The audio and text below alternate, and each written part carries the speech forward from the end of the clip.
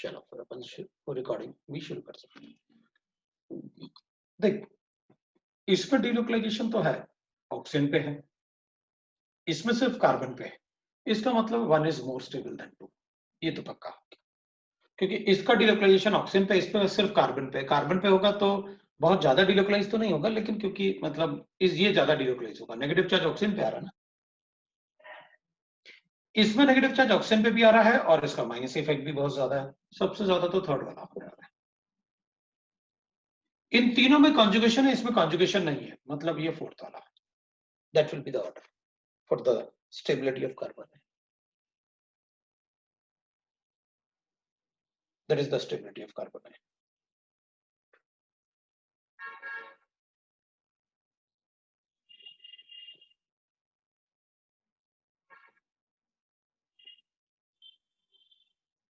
ठीक है,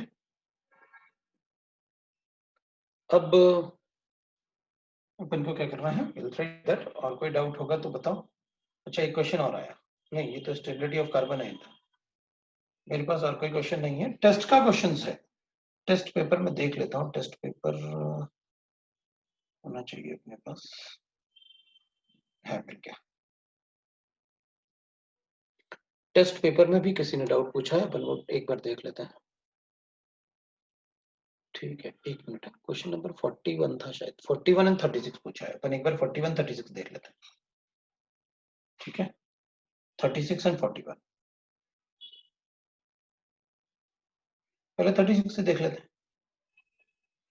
फिनॉल में अगर Br2 वाटर से रिएक्ट करेंगे तो ट्राइब्रोमोफिनॉल बनता है, इसलिए पहला वाला गलत है। देखते हैं क्या पूछ रहा है, कुछ मैचिंग पूछ रहा है। Which of the following is correctly matched with the major product? पहला वाला गलत है क्योंकि ट्राइब्रोमो होना चाहिए था। सेकेंड वाले में डाइजोनियम बनना चाहिए और उसके बाद CuBr, डाइजोनियम को ही हटना चाहिए ना, इसमें पहले अपन को ऐसे गिवन ना, तो NH2 का बनना फर्स्ट स्टेप में, सेकेंड वाले की बात कर रहा हूं, इसका डाइजोनियम बनाते हैं और CuBr के साथ Br को रिप्लेस करते हैं उससे, तो इधर ही Br आना चाहिए था, इसलिए गलत है। नेक्स्ट वाले में अपने पास फिनॉल गिवन है, थर्ड वाले की बात कर रहा हूं मैं, उसमें फिनॉल गिवन है अपन को, CCl4 और OH नेगेटिव आयन के साथ रिएक्ट करेंगे और उसके बाद फिर H2O से हाइड्रोलिसिस करेंगे। ठीक है, पहले आप OH नेगेटिव आयन करोगे तो ये ना अपन ने एप्लीकेशन में लिखा हुआ है, राइमर टाइमर रिएक्शन के, ये क्वेश्चन जो गिवन है ना अपन ने, ये राइमर टाइमर रिएक्शन में मैंने एप्लीकेशन में लिखा है कि पहले आप बेस के साथ रिएक्ट करोगे तो फिनॉक्साइड आयन बनेगा, मैंने एप्लीकेशन में बताया हुआ है, ये वाला पार्ट। इधर शिफ्ट करूंगा तो एनाइन बनेगा, एनाइन बनेगा तो विल हैव लाइक दिस, और ऐसे बनेगा तो negative charge on this, double bond हो, ऐसे बनेगा, और फिर अपन Cl Cl Cl Cl ये बनेगा, अटैक करेगा, एक Cl निकलेगा, 3 Cl होंगे तो OH के साथ 3 OH आएंगे तो कार्बोक्सिलिक एसिड, इसको टॉटमराइज कर लेंगे अपन, विल गेट लाइक दिस। पहले तो अपन को ये मिल गया एक Cl, 2 Cl, 3 Cl, इसको टॉटमराइज कर लो या एक्वस केवच के साथ रिएक्ट कर लो। पहले एक्वस केवच से रिएक्ट करोगे तो I get like this, 3 OH होंगे, तो ऑब्वियस सी बात है, फिर अपन क्या करेंगे, इससे कार्बोक्सिलिक एसिड बना देंगे। कार्बोक्सिलिक एसिड बनाने के बाद आप इसको टॉटमराइज कर लो, COH बन गया, अब इसको टॉटमराइज कर देना, टॉटमराइज करोगे तो अपन को प्रोडक्ट मिल जाएगा, इसलिए ये अपन ने एप्लीकेशन में पढ़ा हुआ है, इसलिए अपन को कोई प्रॉब्लम नहीं। लास्ट वाले में, इसलिए ये तो मेजर प्रोडक्ट करेक्ट था, अपन को कोई प्रॉब्लम नहीं। लास्ट वाले में Br2Fe, अगर Br2Fe लिखोगे, ये कंपाउंड है अपने पास फोर्थ वाले में, Br है और Br2Fe लिखोगे तो मैं इसमें पैरा पे एक और Br लिख दूंगा। First point, magnesium in ether से 2 मैग्नीशियम बना लूंगा, ऐसे ग्रिग्नार्ड एजेंट बना दूंगा, मैग्नीशियम है और ईथर से एक MgBr बनेगा और दूसरा भी MgBr बनेगा। अब क्या, अब O2 के साथ रिएक्ट करूंगा तो दोनों तरफ ऑक्सीजन रिएक्ट करेगा तो फिनॉल बनेंगे दोनों तरफ,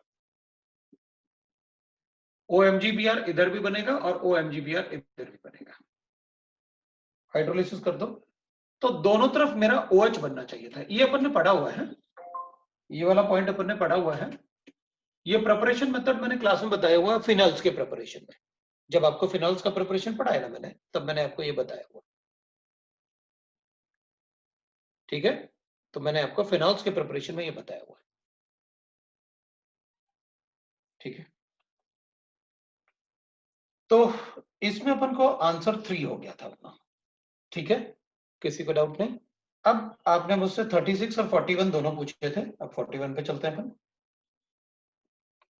41 पे चलो भाई अपन देखते हैं, 41 देखते हैं।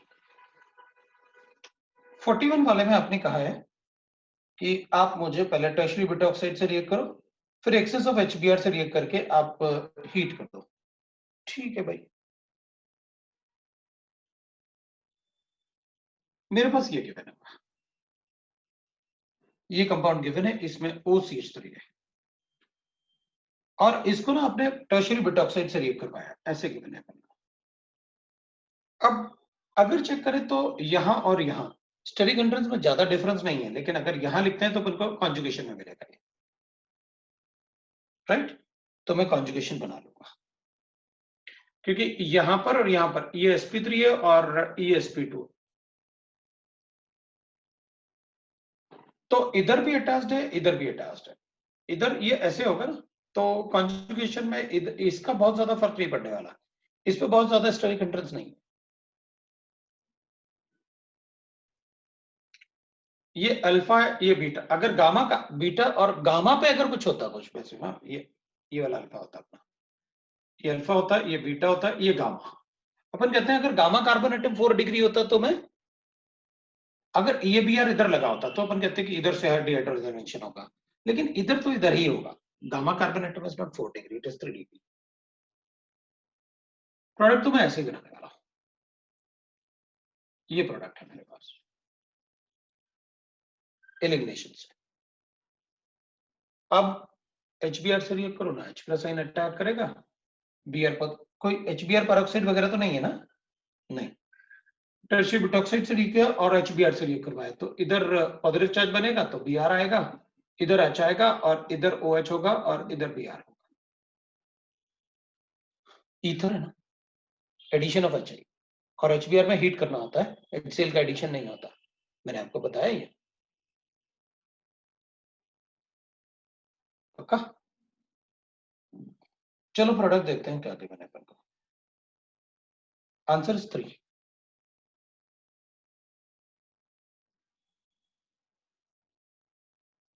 सो वो टेस्ट के क्वेश्चन थे, मेरे ख्याल से मेंस का पेपर था, ऐसा कोई ज्यादा अपन को प्रॉब्लम नहीं रहेगा, है ना, अपन का पता है कैसे क्या करना है, राइट। और कोई डाउट है किसी का, और कोई किसी का डाउट है?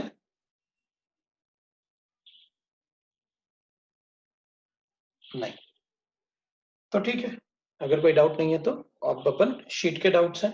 मैंने आपसे कहा था सरफेस केमिस्ट्री को सॉल्व करना, सरफेस केमिस्ट्री के डाउट्स हैं क्या आपके? सरफेस केमिस्ट्री लास्ट टाइम आप पूछ भी रहे थे, लेकिन आपने सिर्फ एक्सरसाइज 1 पूछा था, उसमें एक्सरसाइज 3 के लिए आपने कहा था कि हम करेंगे। कैप्रोलेक्टम बता सकते हैं? हाँ बिल्कुल, अपन ने पता बेकमैन्स रीअरेंजमेंट में किया ना अपन ने कैप्रोलेक्टम। हाँ, तो कैप्रोलेक्टम में अपन क्या करेंगे,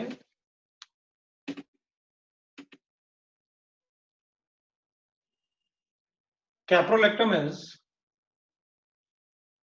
दिस कंपाउंड, है ना, जैसे साइक्लिक एस्टर होता है ना, ये साइक्लिक एस्टर है, साइक्लिक एस्टर को बोलते हैं अपन लैक्टोन, और साइक्लिक अमाइड को बोलते हैं अपन, इसको कहते हैं अपन लैक्टम, इसको अपन कहते हैं लैक्टम, ठीक है ना। तो ठीक है, we have to write like this is lactam, ये 6 मेंबर रिंग है। अगर ये 7 मेंबर रिंग होता तो मैं इसको कैप्रोलेक्टम बोल देता, अगर ये 7 मेंबर रिंग होता तो मैं इसको कैप्रोलेक्टम बोल देता, 7 member ring, this is caprolactam, 7 member. तो अपन कैसे बना सकते हैं इसको, तो अपन ने कहा था ना इसको आप क्या करो, पहले हाइड्रोक्सिल एमाइन के साथ रिएक्ट कर दो, बाद में इसको एसिड के साथ बेकमैन रीअरेंजमेंट कर दो। ये सेकंड वाला इज बेकमैन रीअरेंजमेंट। तो बताया था ना मैंने, इसको NH2OH हो जाएगा, इसका H2 निकलेगा तो अपन ऐसे बना देंगे, डबल बॉन्ड NOH बन गया कीटोक्सिन। और उसके बाद अपन कहेंगे इसको एसिड से रिएक्ट करोगे तो ये इधर अटैक करेगा। ये अपन रीअरेंजमेंट ना, बेकमैन रीअरेंजमेंट ऐसे बताया था ना मैंने। इसको इधर शिफ्ट कर दो, इस बॉन्ड को इधर शिफ्ट कर दो, लो भाई हो गया। ऐसे बनाया था ना अपन नेक्स्ट टाइम एक्सपेंड करके।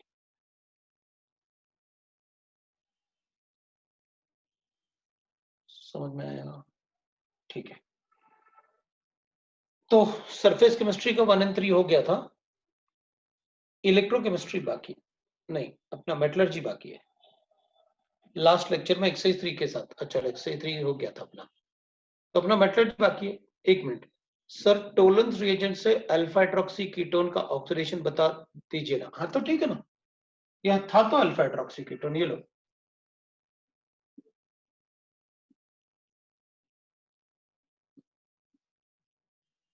टॉटमराइज कर दो, इधर टॉटमराइज करता हूँ।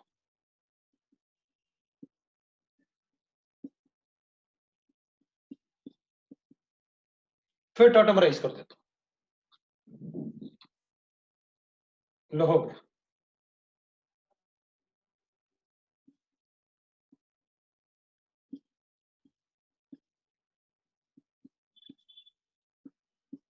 लो फिर टॉटमराइज कर दिया, हो गया। एल्डिहाइड है, बना देना। वो एक्चुअली एल्डिहाइड टाइप ग्रुप में कन्वर्ट हो जाता है।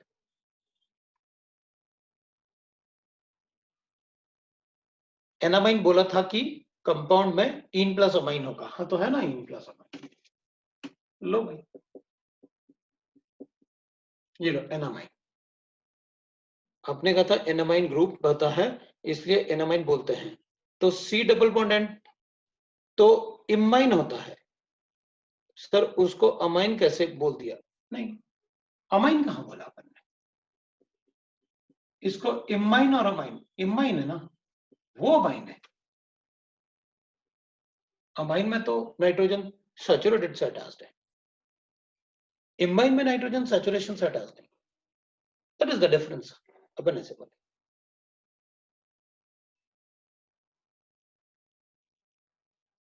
तो मेटलर्जी पे चले, मेटलर्जी आपका रेडी है?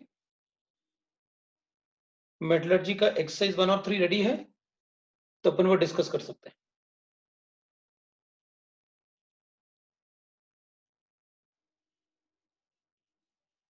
मेटलर्जी किया आपने?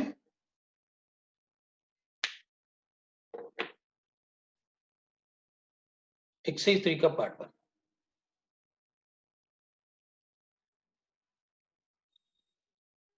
मेटलर्जी के एक्सरसाइज 3 पार्ट 1 2 4 20 सी,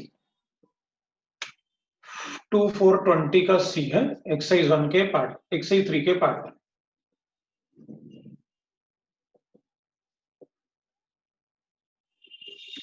अपन से एक पार्ट और पूछा है किसी ने कि आप क्या एनोमर्स बता सकते हो? बिल्कुल बता सकते। Alpha and beta D glucose are anomers.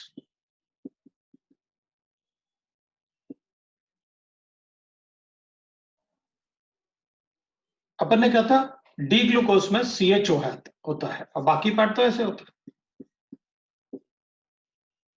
ये डी ग्लूकोस होता है। इसको हाइड्रोलाइज करते हो तो 2 OH बनते हैं। अब अपन क्या बोलते हैं, कार्बन 1 पे और कार्बन 2 पे अगर OH एक ही तरफ है तो अल्फा है, और अलग अलग अपोजिट साइड है तो बीटा है, दे आर एनोमर्स। तो फ्रक्टोज में, तो अपन कहते हैं फ्रक्टोज में तो डबल बॉन्ड है। अब फ्रक्टोज में बाकी पार्ट तो बिल्कुल वैसे ही होता है जैसे ग्लूकोज में होता है, तो इसमें भी तो 2 OH बनेंगे, फिर वाटर बनता है। तो अपन कहेंगे भाई देखो, ये वाले OH किस OH से साइक्लाइज हो रहा है 5 मेंबर्ड रिंग में, उस पर डिपेंड करेगा ना। तो इसका कार्बन 2 है एनोमर्स। अगर ये वाला OH साइक्लाइज हुआ तो इसकी वजह से बताएंगे, अगर ये वाला OH साइक्लाइज हुआ तो इसकी वजह से, और इसकी वजह से बताएंगे कि वो एनोमर्स है कि नहीं। तो इसमें C2 इज एनोमर, अपन ने एनोमर के डेफिनेशन में क्लियरली लिखा हुआ है। जिस कार्बन पे फंक्शनल ग्रुप होता है फ्रक्टोज में या ग्लूकोज में, जिस कार्बन पे फंक्शनल ग्रुप होता है वही carbon atom anomeric carbon atom होता है। ये अपन ने अच्छे से लिखा हुआ है,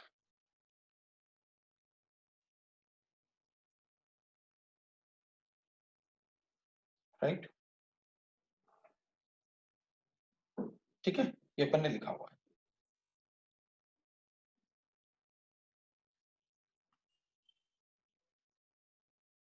अभी कोई डाउट है तो बताओ।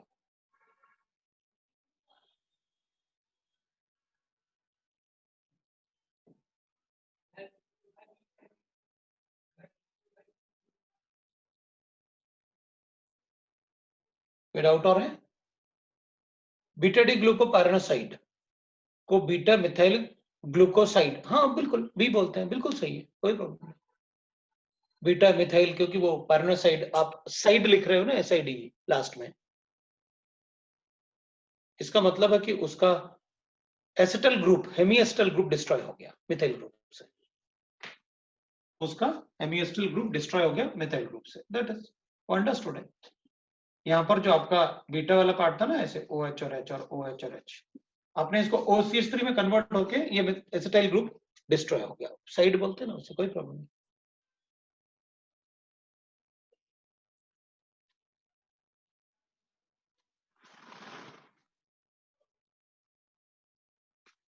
और कोई डाउट? मैं एक बार देख लेता हूँ, किसी ने कोई डाउट पूछा होगा तो अपन उसको डिस्कस करेंगे।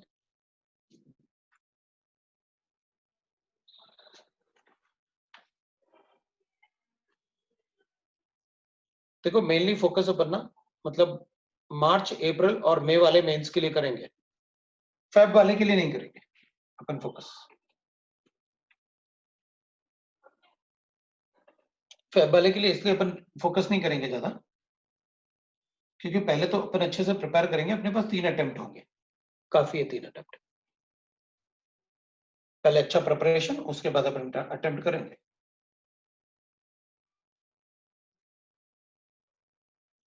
ठीक है, और एक बार अपन को आइडिया भी आ जाएगा किस टाइप से क्वेश्चन आ रहे हैं। ठीक है, वैसे अगर कोई चारों देना चाहे तो मैं मना नहीं करने वाला, हम चारों दे सकते हैं, क्या प्रॉब्लम है। But mainly focus upon last 3 करेंगे, मतलब फर्स्ट वाले को ज्यादा फोकस नहीं करके रखेंगे। एक मिनट, मेट्रोलॉजी का शीट निकाल रहा हूँ।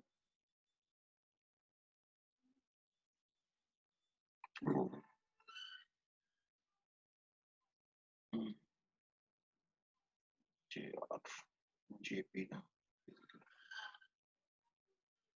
सो अपने कोई भी ऐसे डाउट्स है ना, आप मुझे बता सकते हैं। ठीक है,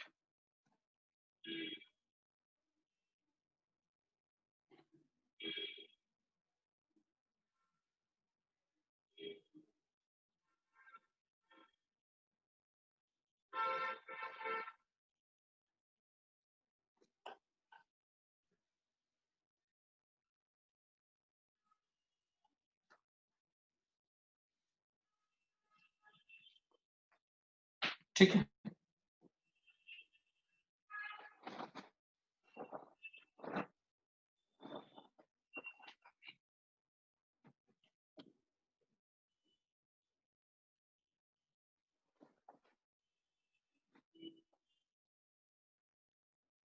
एक मिनट है, ओपन और शीट।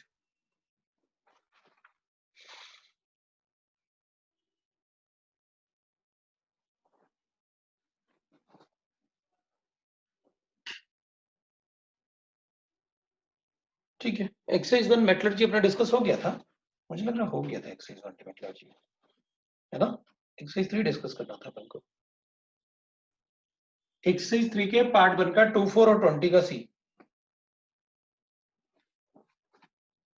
एक्सरसाइज 3 के पार्ट 1 का 2, 4 एंड 20 का सी, एक मिनट में निकाल रहा हूँ।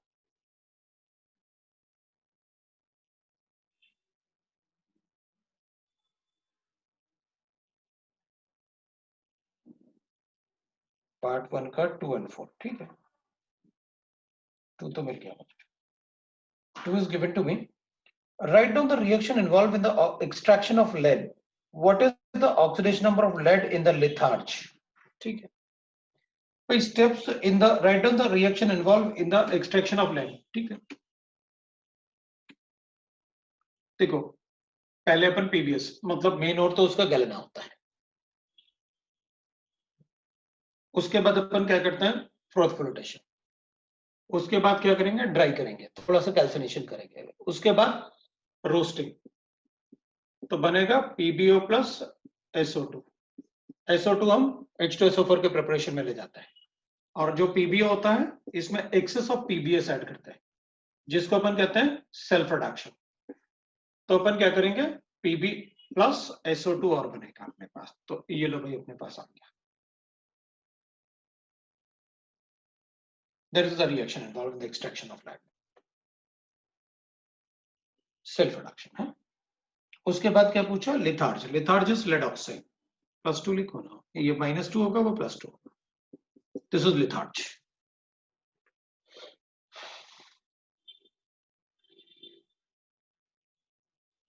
क्वेश्चन नंबर 4 ना, 4 में अपन को गिवन है A1 A2 दो ओर्स है, ठीक है। A1 and A2 are to ores, A1 है मेरे पास, A2 है मेरे पास। इसका कैल्सिनेशन करेंगे, कैल्सिनेशन अपन सबको पता है heating in absence of air, तो S एक ब्लैक रेसिड्यू बनेगा प्लस CO2 बनेगा प्लस H2O बनेगा।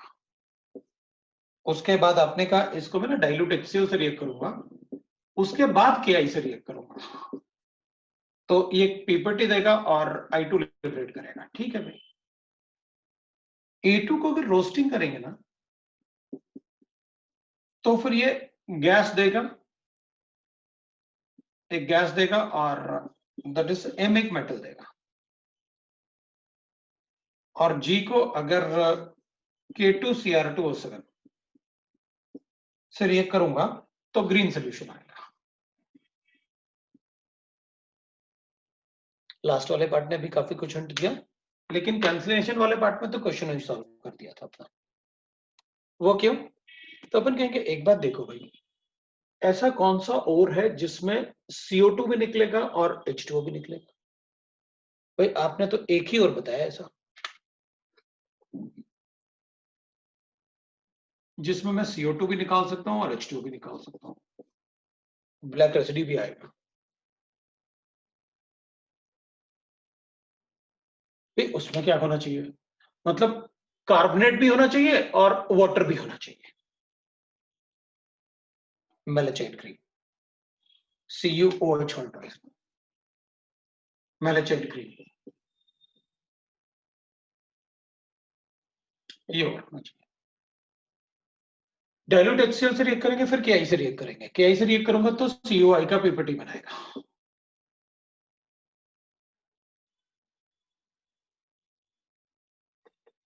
A2 अपन क्या करेंगे, इसमें से गैस और मेटल दोनों ही निकलेंगे।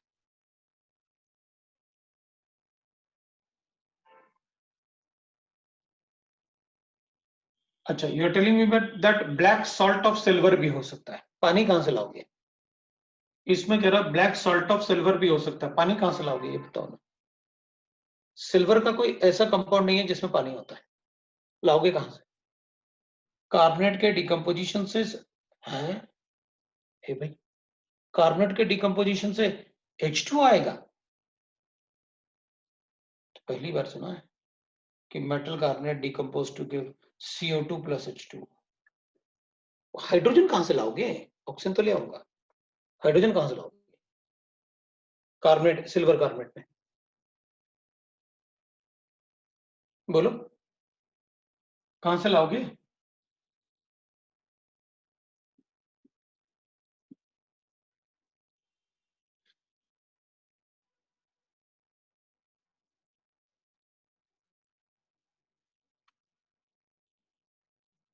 बोलो वो कहां से लाओगे?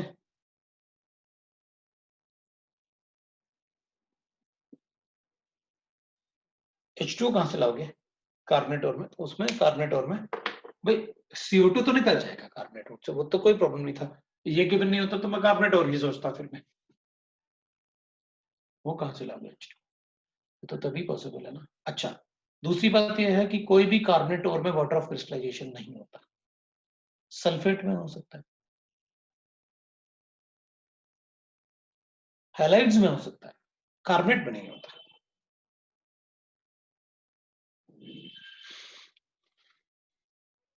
एक ही और हो सकता है ना। अपन ऐसे कर लेंगे। 20th का सी पूछा था तुमने।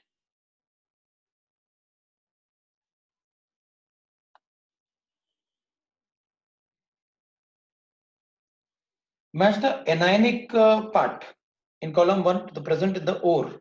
हाइड्रोक्साइड ओर की बात करनी है, सी वाले पार्ट में बताना है अपन को किस में हाइड्रोक्साइड हो रहा। सिडराइट मेलेचाइट तो है, बॉक्साइट भी होगा, वो इसलिए ना Al2O3.2H2O होता है ना, तो हाइड्रोक्साइड तो बन ही जाएगा, पानी है तो। ऑक्साइड को अगर पानी से मिक्स करोगे तो थोड़ा तो हाइड्रोक्साइड बन ही जाएगा, इसलिए उसमें हाइड्रोक्साइड होगा। Calamine and argentite, don't think calamine और अर्जेंटाइट में होता होगा, बताओ। कैलामाइन और अर्जेंटाइट में तो नहीं होता होगा, ऑक्साइड में अगर पानी है तो हो जाएगा।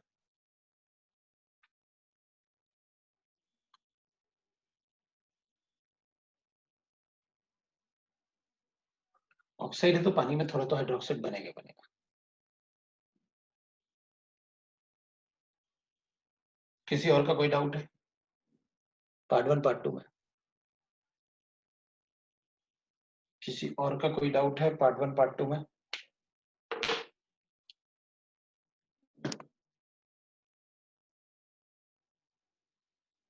पार्ट 2 का क्वेश्चन 5 and 23। 5 वाले में given upon plot shows the variation of ln of Kp versus temperature for the two reactions। ठीक है भाई, ln of Kp versus temperature given है अपन को। अच्छा, इसमें minus ln of Kp given है अपन को, RT ln of Kp versus temperature, है ना। तो अपन लिखेंगे delta G not divided by RT minus of ln of Kp। तो अगर टेम्परेचर को बढ़ाएंगे तो Kp कम हो जाएगा, नेगेटिव साइन। भाई अगर अपन टेम्परेचर को बढ़ाएंगे तो ये वैल्यू ओवरऑल कम हो जाएगी, कम हो जाएगी का मतलब है नेगेटिव साइन के साथ Kp बढ़ेगा। जैसे मान लो अपन ने, मतलब यू कैन अज्यूम दैट कि ये वाला वैल्यू अपने पास 4 गिवन है, तो ये माइनस ln ऑफ Kp है अपने पास। अगर ये वैल्यू छोटा, ये value minus ln of Kp is 4, अगर ये वैल्यू छोटा होगा ना तो ln तो भाई नंबर तो वैसे ही रहेगा, नेगेटिव में ही रहेगा अगर ये नेगेटिव है तो अगर ये वैल्यू छोटा होगा इसका मतलब है Kp का वैल्यू नेगेटिव साइन के साथ छोटा होगा, तो मतलब मैग्नीट्यूड तो छोटा होगा लेकिन वैल्यू बढ़ेगी, मतलब रिएक्शन फॉरवर्ड डायरेक्शन में फेवर होगा। तो अपन क्या करें, मतलब अगर मैं टेम्परेचर बढ़ाऊंगा तो डेल्टा जी नॉट का वैल्यू, अगर मैं टेम्परेचर को बढ़ाऊंगा तो डेल्टा जी नॉट का वैल्यू नेगेटिव में बढ़ेगा। At temperature greater than 1200 carbon can reduce metal oxide to metal. अच्छा, मेटल ऑक्साइड टू मेटल। तो अपन को एक बात पता है, 1200 के पहले ये जो वैल्यू गिवन है माइनस ln ऑफ Kp है। माइनस ln ऑफ Kp का मतलब एक तरीके से डेल्टा जी नॉट ही हो गया हमारे लिए, उन्होंने माइनस ln ऑफ Kp लिख दिया। क्या फर्क पड़ेगा, अपन को डेल्टा जी नेगेटिव रखना है। ये वैल्यू Kp का वैल्यू जितना ज्यादा छोटा होगा उतना ज्यादा डेल्टा जी नेगेटिव होगा, उतना ज्यादा स्पॉन्टेनियस रिएक्शन होगा।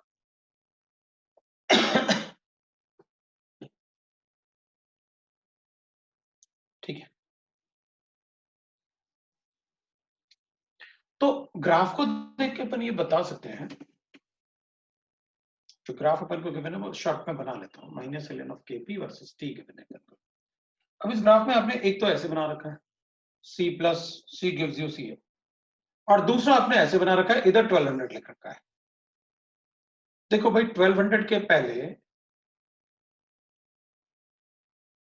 मेटल कार्बन मोनोऑक्साइड वो नीचे है ना इधर, कार्बन मोनोऑक्साइड का formation is more favourable will say. तो मैं कहूंगा 1200 के पहले कार्बन मोनोऑक्साइड का स्टेबिलिटी ज्यादा है मेटल ऑक्साइड से, और 1200 के बाद मेटल ऑक्साइड का स्टेबिलिटी ज्यादा है कार्बन मोनोऑक्साइड से। खत्म होगी बात। तो अपन कहेंगे अगर इसका स्टेबिलिटी ज्यादा है तो लेस देन 1200 पे कार्बन मोनोऑक्साइड का स्टेबिलिटी ज्यादा है, तो ये कार्बन के साथ रिएक्ट करके मैं मेटल प्लस सीओ बना सकता हूं। उसकी स्टेबिलिटी ज्यादा है ना, तो रिएक्शन फॉरवर्ड डायरेक्शन में ज्यादा फेवरेबल होगा। Temperature greater than 1200, carbon will reduce metal oxide to metal. No, that is less than 1200 में अपन करेंगे। Carbon will reduce metal oxide to carbon. 1200 के बाद तो उल्टा हो जाएगा। बाकी आपको पता है, अब आप देख लो। 23। वैसे एलिंगम डायग्राम इतना डिस्कस किया था अपन ने, उसके बाद कुछ ऐसा था नहीं जो इसमें अपन को नहीं समझ में आता। 23, the idea of Roth flotation method came from the person X, and this method is related to the process Y of the ores. Sulfide ores होते हैं, X and Y are respectively washerman and reduction, हाँ ठीक है, option है washerwoman and concentration। ये कौन सी बात है यार? The idea of froth flotation method came from the person X, and this method is related to the process Y of the ores.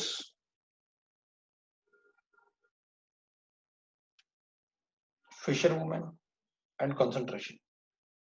भाई 1 और 4 को तो हटा ही दो, क्योंकि वो रिडक्शन है, तो रिडक्शन तो नहीं है ना। ये तो कंसंट्रेशन ऑफ 4 है फ्रोथ फ्लोटेशन मेथड। अब अपन कहेंगे कि भाई washer women and concentration and fisher women and concentration. The idea of froth flotation method, actually it is a adsorption phenomena ना। तो this method is related to the process Y of the ores।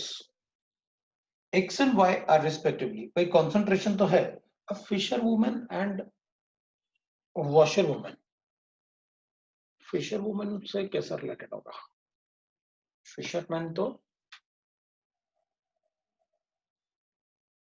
Fish पकड़ेगा और क्या करेगा। Washer women मतलब it is related to the, right ना, वो foam बनाना, soap add करना, तो वॉशर वुमेन हो सकता है। Addition of soap, collection. हाँ ये असली वाले हैं, रिएक्शन एक्शन कुछ नहीं होता, ये वही नाम है जो इंग्लिश में होता है ना। तो अपन क्या करेंगे, झाग बनाने के लिए अपन सोप ऐड करेंगे, so it will be related to the washer women. असली वाले ही है, नकली वाले ऐसे कोई बनी है, वही है ये। तो अपन बता देंगे भाई वॉशर वुमेन, क्योंकि इट इज कॉन्सेंट्रेशन और दो ही ऑप्शन में कॉन्सेंट्रेशन गिवन है, तो फिश से तो कोई रिलेशन नहीं होगा उसका, सोप का और ऑयल का, ये सब पानी में डालेंगे, वॉश करने के लिए डालेंगे, लाइक दैट दे। अब बताओ और कोई डाउट है?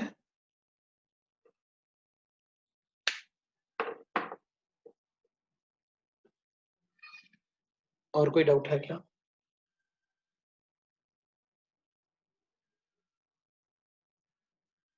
नहीं।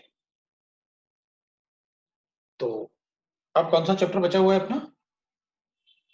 Biomolecules and polymers. पॉलीमर्स का कोई नोट्स भेजा था मैंने?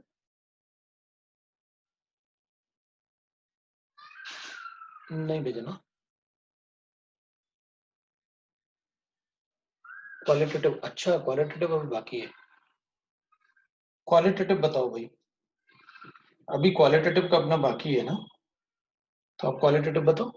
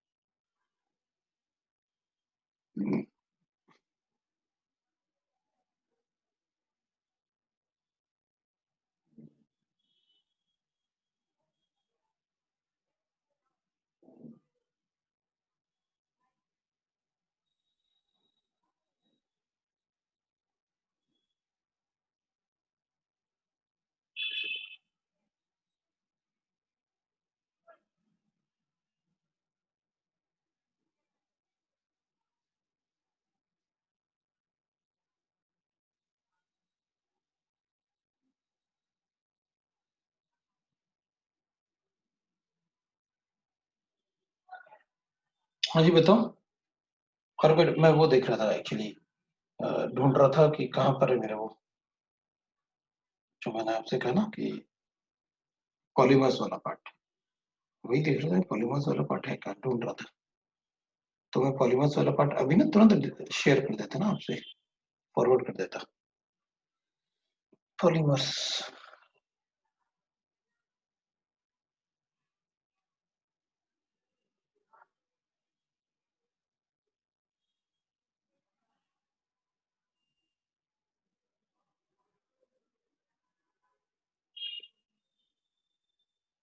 बताओ भाई।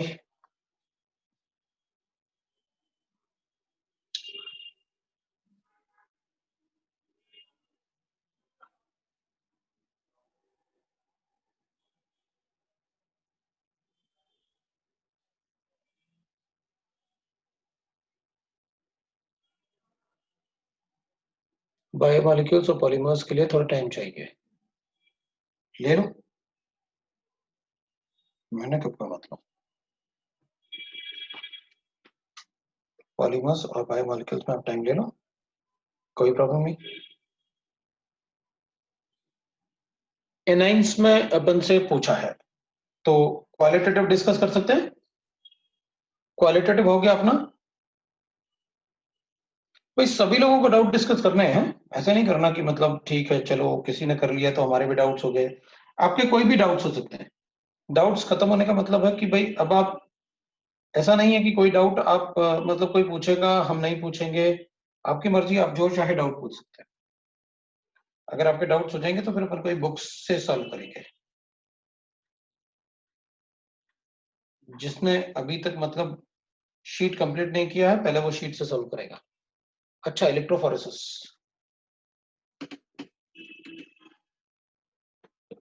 पता है? इलेक्ट्रोफोरेसिस क्या होता है? अपन को ना, जैसे electrophoresis is a method to calculate the charge on the colloidal particle. तो अपन क्या करते हैं ना, इसमें एक रॉड लगा देते हैं ऐसे, that will be rod like, मतलब इट इज इलेक्ट्रोड। ये इलेक्ट्रोड होता है, कैथोड और एनोड टाइप एक इलेक्ट्रोड लगा देते हैं अपने इसमें।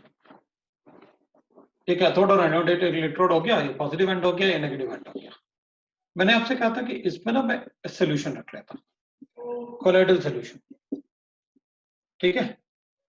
अब अगर इसमें अपन कोलाइडल सोल्यूशन ऐसे भर के रखते हैं, कोलाइडल सोल्यूशन सपोज करते हैं कि आर्सेनिक सल्फाइड हो गया, अपन को पता है ये नेगेटिवली चार्ज होता है। तो ये क्या करेगा, आर्सेनिक सल्फाइड जो होगा ना, अगर वो नेगेटिवली चार्ज है ना, तो इस तरफ सारा का सारा आर्सेनिक सल्फाइड जो होगा ना, वो ऐसे मूव करेगा। सारा का सारा आर्सेनिक सल्फाइड जो होगा वो ऐसे मूव करेगा, और इस पे डिपोजिशन होगा। अगर इसका मास बढ़ेगा ना, तो हमको पता चल जाएगा कि यहां पर क्या हो रहा है।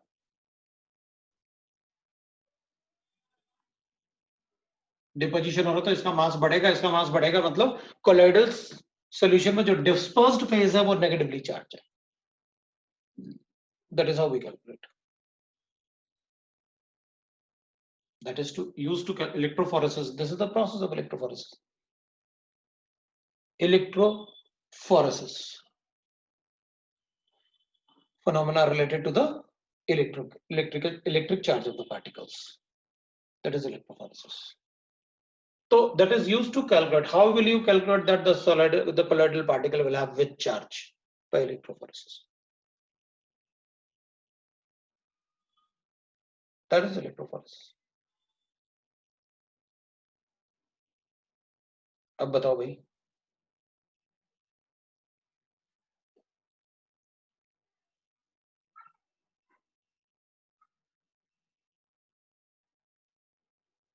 इसमें और कुछ वो नहीं होता। अब इसमें एलैबोरेट करके आप बहुत सारा लिख सकते हो, ऐसे मतलब ये कॉर्क लगा दिए और इस टाइप से अपन काफी सारा लिख सकते हैं। इलेक्ट्रोड हो गया, बैटरी से अटैच्ड हो गया, the solution is filled, the negative ions will move this side, the mass of cathode will not increase but the mass of anode will increase। तो इस टाइप से अपन बहुत सारी चीजें ऐसे लिख सकते हैं। otherwise the phenomena is this one,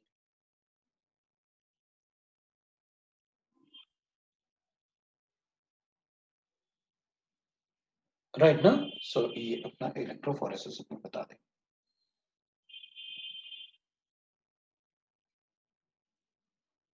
अब नेक्स्ट एनाइन की बात कर लेते हैं। एक्सरसाइज 1 का पार्ट 1।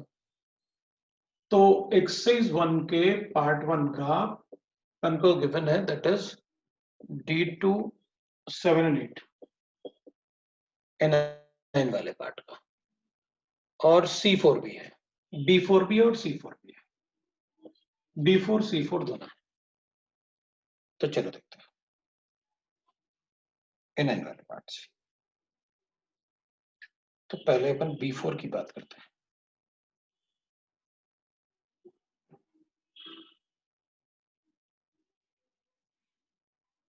तो पहले मैं B4 की बात कर लेता हूं।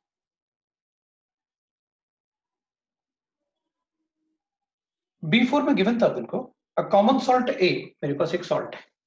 पहले B4 की बात कर रहे हैं। तो B4 में we are given that a common salt A, भाई कॉमन कलरलेस सॉल्ट लिखा ना, नहीं कलरलेस सॉल्ट A, मुझे लगा कॉमन सॉल्ट फिर तो NaCl ही हो गया। कलरलेस सॉल्ट A, उसको हीट किया 740 पे। अच्छा A है, 740 पे हीट करता हूं, ठीक है, तो B प्लस C बनेगा। फिर ये कह रहा है कि C को कॉपर 2 प्लस से रिएक्ट करता हूं तो ब्लू कलर बीड बनेगा।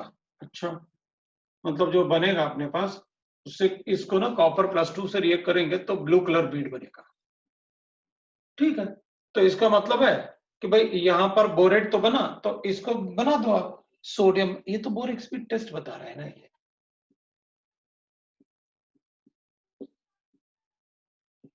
इसमें क्या बता रहे हैं बताओ, लो क्या बता दें इसको।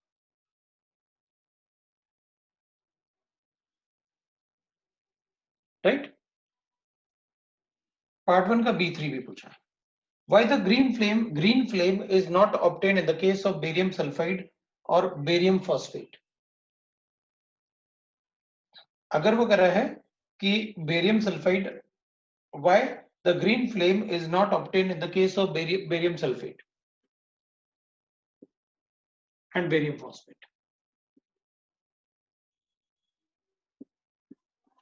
ये है barium phosphate। देखो भाई एक बात ध्यान रखो, कभी भी कोई भी कंपाउंड अगर फ्लेम टेस्ट देगा,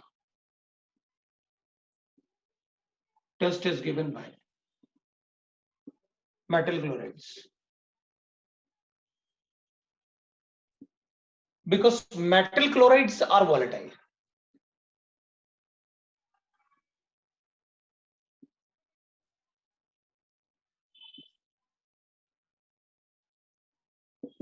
ये volatile नहीं होते। तो अपन क्या करेंगे, इनको क्लोराइड में कन्वर्ट करना मुश्किल है ड्यू टू देयर स्टेबिलिटी।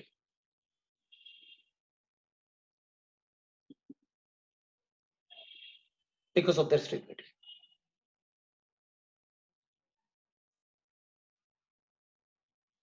इसलिए अपन नहीं कर पाते। ठीक है, ये B4 था। अभी अपन C4 की बात करेंगे। What will happen if bromine water is added to the white PPT of BSO3? Oxidise होगा ना SO4 में। Bromine water is oxidising agent, बनाओ ना बेरियम वाटर। ये भी व्हाइट पीपीटी था, ये भी व्हाइट पीपीटी रहेगा, बट ऑक्सीडेशन होगा बेरियम सल्फेट में। इट्स ऑक्सीडाइजिंग एजेंट ना, ये तो पता है आपको। C4 D2 D7। अच्छा ये पार्ट 2 के हैं। तेरा D2 D7 सब पार्ट 2 के हैं। पर क्या लिखा था इसमें? अच्छा पार्ट 2 ही लिखा था। तो D8 ऑफ पार्ट 1 बताना है लेकिन मुझे D8 ऑफ पार्ट 1।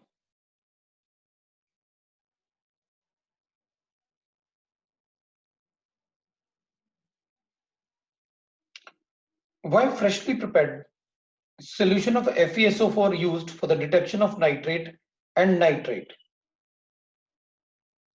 देख भाई Fe+2 जो होता है ना वो +3 में इजीली कन्वर्ट हो जाएगा and that is acidic solution, है ना, वो एसिडिक सोल्यूशन होगा। तो अगर एसिडिक सोल्यूशन हो जाएगा जैसे Fe2+ है, इवन लैब में भी अगर हम Fe2+ को प्रिपेयर करेंगे ना तो वो धीरे धीरे ऑक्सीडाइज होके एयर में, जैसे कोबाल्ट में भी यही होता है, ये +3 में कन्वर्ट हो जाता है, ये भी +3 में कन्वर्ट हो जाता है, लेकिन ये एसिडिक हो जाता है। तो फिर नाइट्रेट का टेस्ट नहीं देगा ये तो पहले से ऑक्सीडाइज है। और हमें क्या करना होता है, नाइट्रेट के टेस्ट में नाइट्रेट से हमको ये ऑक्सीडाइज करवाना होता है तो NO आता है, और फिर वो NO FeSO4 के साथ कॉम्प्लेक्स बनाता है। अगर ये पहले से ही Fe3+ है तो इसका रिएक्शन होगा ही नहीं, there will be no NO, there is no reaction, तो आगे कोई रिएक्शन नहीं होने वाला, फिर वो ऑलरेडी NO में हो जाएगा, वो Fe+3 होगा तो ये भी ऑक्सीडाइजिंग, ये भी ऑक्सीडाइजिंग, नो रिएक्शन, फिर नो रिएक्शन तो प्रोसेस नहीं होगा, राइट, नो रिएक्शन तो वेल से प्रोसेस नहीं होगा। फिर D2, सेक्शन 2 से D2, D8 और D7। पहले D2 देख लेते हैं। D2 में अपन को गिवन है D2, D7, D8। Which of the following anion behaves different manner when heated with concentrated H2SO4? मेरे पास anion given है Cl, Br, I, all behave in similar manner. All behave similar manner. देख भाई अगर मैं इसको concentrated H2SO4 से react करूंगा तो ये HI बनाएगा, इसको concentrated H2SO4 से रिएक्ट करूंगा तो ये HBr बनाएगा, इसको concentrated H2SO4 से रिएक्ट करूंगा तो ये HCl बनाएगा। These both are a reducing agent, strong reducing agent। तो ये वापस इससे रिएक्ट करेगा कॉन्क H2SO4 से, तो ये Br2 लिबरेट करता है।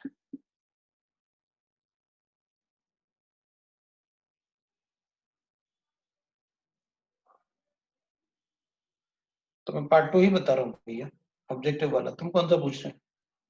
पार्ट 2 का क्या? पार्ट 2 का हाँ ठीक है, वही बताना है मुझे। और इसमें इससे रिएक्ट करूंगा तो I2 लिबरेट होगा, लेकिन this is not a reducing agent, strong reducing agent which can react with H2SO4। वो रिएक्ट नहीं करता है, इसलिए वो रिएक्शन नहीं होगा, इसलिए अपना आंसर Cl- होगा। It doesn't react further with concentrated H2SO4, उससे वापस रिएक्ट नहीं करेगा ये। D8 में मुझे गिवन है, अब मैं D7 की बात कर रहा हूं, फिर D8 की बात करेंगे। A mixture upon adding concentrated H2SO4 gives deep red color fumes. Browning test. Mixture may contain anions pair, deep red fumes. HCl, अच्छा तो अपन ये बोल सकते हैं Cl- and K2Cl2 also. H2SO4 no? CrO2Cl2, chromyl chloride gas, deep red fumes, chromyl chloride gas। Class में पढ़ा हुआ है अपन ने। D8, a solution of the salt in concentrated H2SO4 gives deep blue color solution with starch iodide paper test। Blue color solution with starch iodide paper test, मतलब अपन को ये होने चाहिए NO2, Cl और Br, इनमें से तीन में से कोई चूज करो। क्लोराइड भी है, ब्रोमाइड भी है, कार्बोनेट भी है और एसीटेट भी है, कॉन्सेंट्रेटेड के साथ deep blue colour solution with the starch iodide salt में कंटेन। क्लोराइड भी है, कार्बोनेट और एसीटेट तो भूल जाओ, क्लोराइड भी है और ब्रोमाइड भी है के के साथ ना, स्टार्च आयोडाइड सोल्यूशन। तो ये तो है नहीं ऑप्शन में, ये H2SO4 से रिएक्ट करेगा।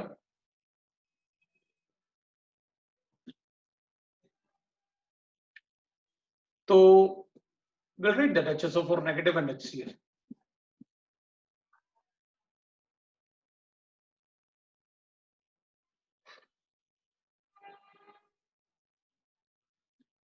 और उसके बाद अपन इसको Ki के साथ रिएक्ट करेंगे तो KCl बनेगा। इसको H2SO4 से रिएक्ट करूंगा तो HSO4 नेगेटिव और HBr बनेगा।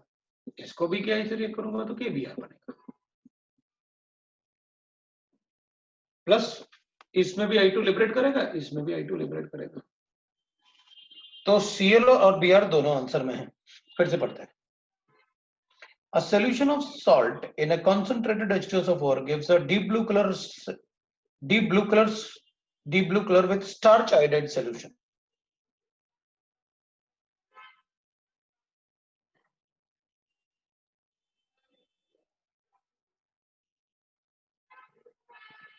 दोनों ही आंसर में Cl भी है और Br भी है।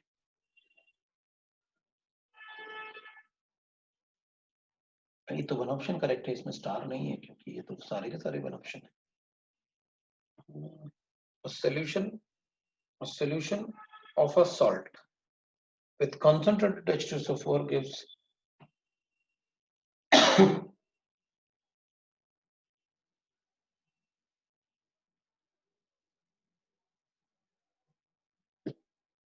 दोनों ही हो सकते हैं, ब्रोमाइड भी हो सकता है, क्लोराइड भी हो सकता है।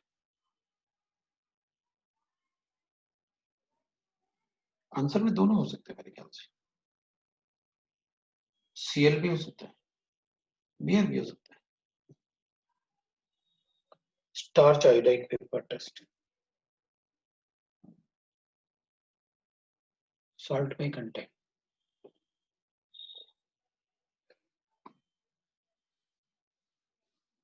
दोनों ही आंसर है मेरे ख्याल, लेकिन ऑप्शन तो वन ही होना चाहिए।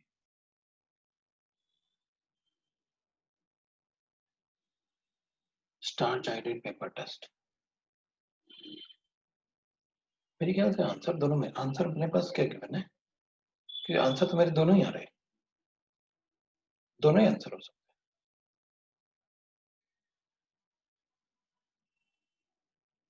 हैं। लेकिन ये तो वन ऑप्शन करेक्ट है। एक मिनट सोचते हैं फिर।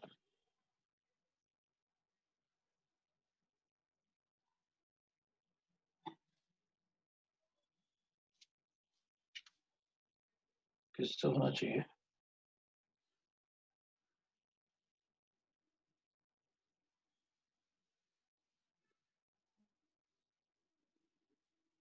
मेरे ख्याल से दोनों ही होना चाहिए, तो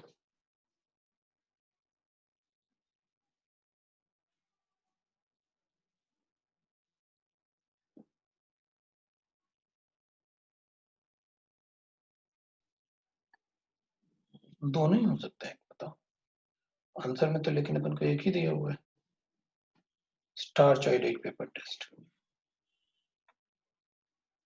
तो गड़बड़ है।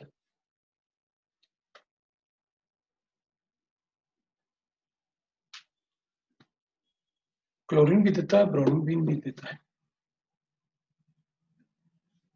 तो आंसर है तो one, more than one option correct हो जाएगा। A salt of salt, a solution of the salt, दोनों NaBr हो जाएंगे। ये भी ये NaBr हो जाएगा, ये NaCl हो जाएगा। सॉल्यूशन ऑफ द सॉल्ट, उसका कोई कलर तो दिया नहीं। Gives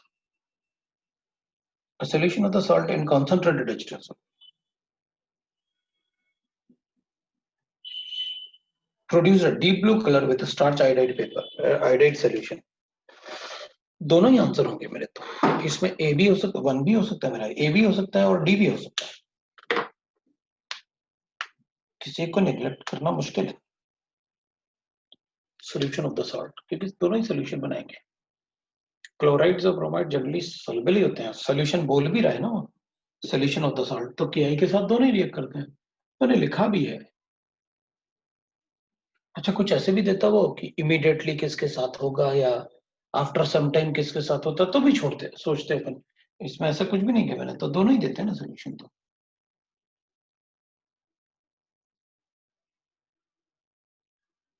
A solution of the salt and concentrated H2O sulfur is a deep blue clear solution with this.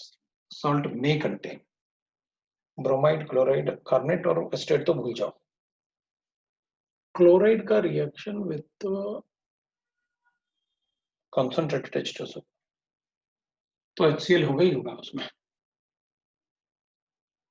KCl के साथ रिएक्ट करेंगे तो विल गेट दैट। मेरे आंसर दोनों ही आ रहे हैं। D8 में आंसर दोनों ही आएंगे, A एंड D।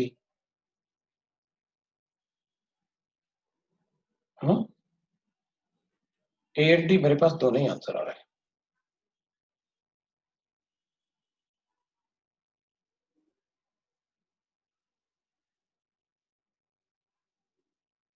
चूंकि आंसर तो एक ही दे रहे हैं।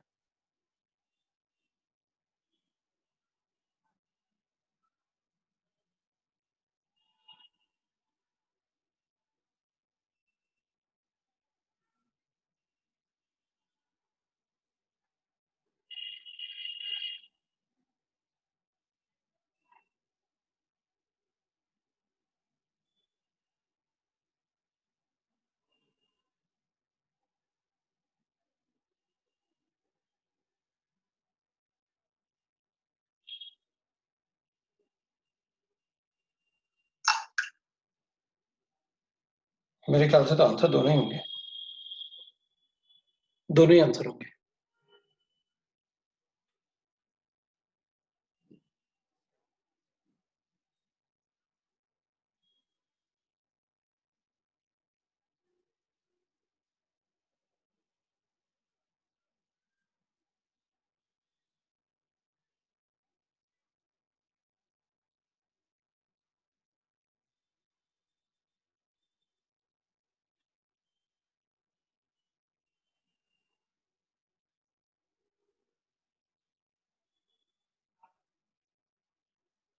भी दोनों ही आते हैं मेरे ख्याल से तो।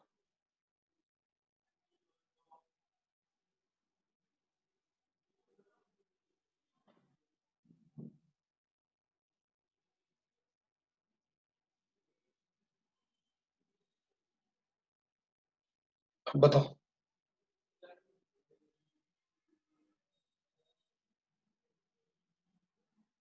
ब्लू कलर क्लोरीन में भी बनता है।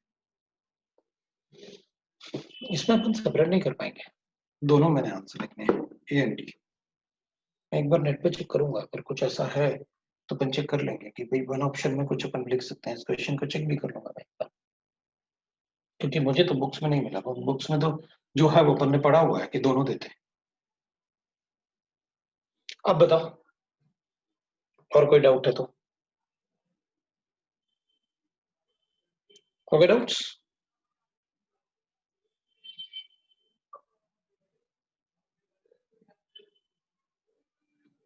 हो गए? तो फिर आप वीडियो लेक्चर्स देखो और अपने नोट्स बना लो,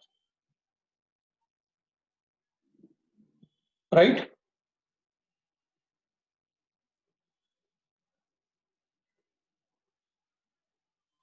ठीक है, सो फिर आज यहीं रुक जाते हैं अपन। आप वीडियो लेक्चर देख के अपने नोट्स बना लो, और नोट्स बना के रेडी रहो, सो दैट कि अपन उससे फिर क्वेश्चंस भी डिस्कस कर सकते हैं, और डाउट्स वगैरह अपन थोड़ा सा उसको एक्सप्लेन भी करेंगे। तो आप नोट्स बना लो वीडियो लेक्चर देख के।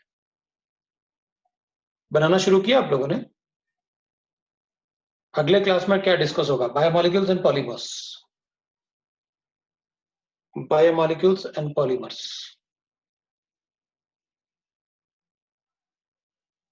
और ना एक और बात कर सकते हैं अपन, बायोमोलिक्यूल्स, पॉलीमर्स एंड हमने क्या मेटलर्जी का एक्सरसाइज 2 डिस्कस नहीं किया ना, मेटलर्जी का एक्सरसाइज 2।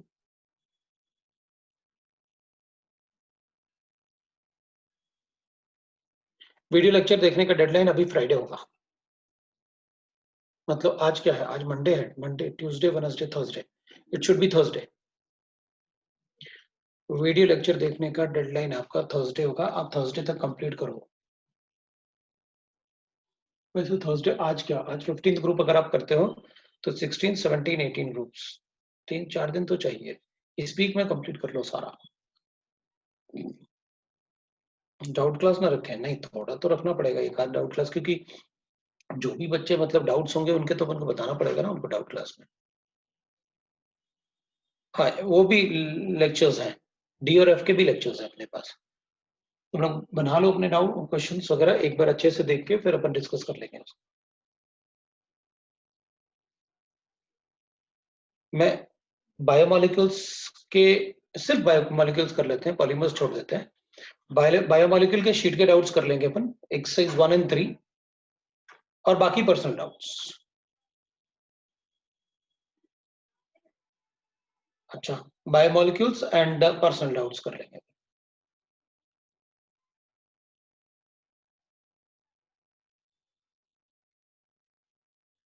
नाइट्राइट और नाइट्रेट में सल्फ्यूरिक एसिड में लिख दो आप कि अगर सिर्फ डाइल्यूट H2SO4 से रिएक्ट करोगे तो सिर्फ नाइट्राइट ही ब्राउन देगा, ब्राउन कलर गैस देगा डाइल्यूट में, और नाइट्रेट के लिए अगर कॉन्सेंट्रेटेड H2SO4 होगा तो दोनों देंगे।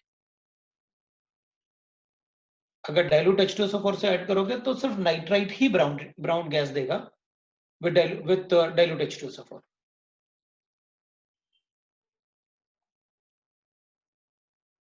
जो लेक्चर देखोगे आप उस लेक्चर से नोट्स बना लो, फिर अब मैं बताऊंगा आपको कैसे उसको एक्सरसाइज सॉल्व करनी है। फिर एक ही डाउट क्लास होगा बायोमोलिक्यूल्स में, बायोमोलिक्यूल्स वाला, ठीक है।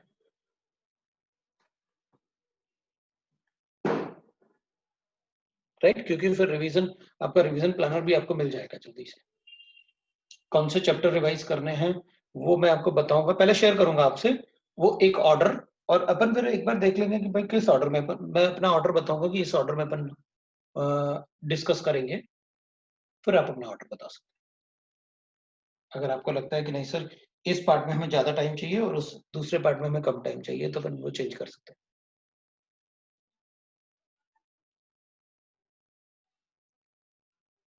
ठीक है, चलो लेक्चर्स बनाओ।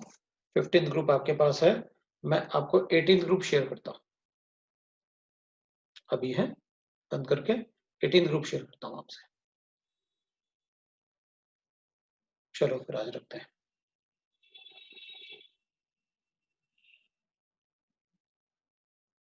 ओके।